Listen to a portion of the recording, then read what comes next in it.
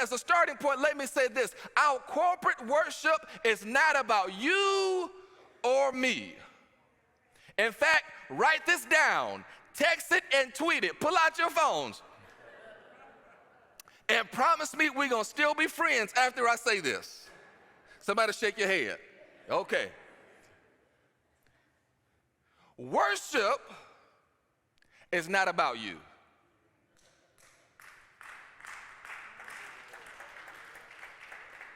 You clap today, but let's wait till next week. Right. Worship, write it down. If you don't, worship is not about me. It is not about any one person in this room. In fact, theologically and practically and even historically, the goal of worship was never to please you.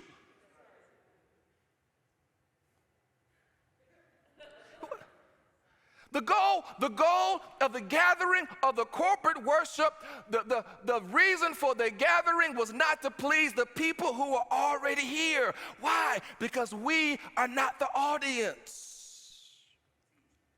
But we live in such a consumer-driven culture that we subconsciously view much of what we receive of how it affects us and what it can do for us. What can the song do for us? What can the sermon do for us? What can the gathering do for us? And just about every area of our lives is geared towards us as being the consumer and the customer. But worship is not something that we consume, but worship is something that should consume us. Can I prove it to you? Because in fact, if you look at Luke chapter 7, and we're going to be going throughout the whole Bible today, so just follow with me, stay with me theologically. If it don't work for you, next week is coming, right? So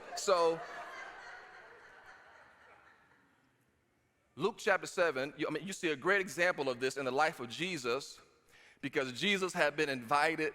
This is why I love the Bible. We got some crazy stories in the Bible. Jesus had been invited to be the guest at the home of one of the Pharisees. But a sinful woman had heard about Jesus coming to somebody else's house, and watch this, she decides to interrupt their meal and crash their party. And when she sees Jesus, she bursts into tears, and she starts wiping his feet with her tears and her hair. Now watch this. All of this is going on at somebody else's house at a meal that she didn't prepare.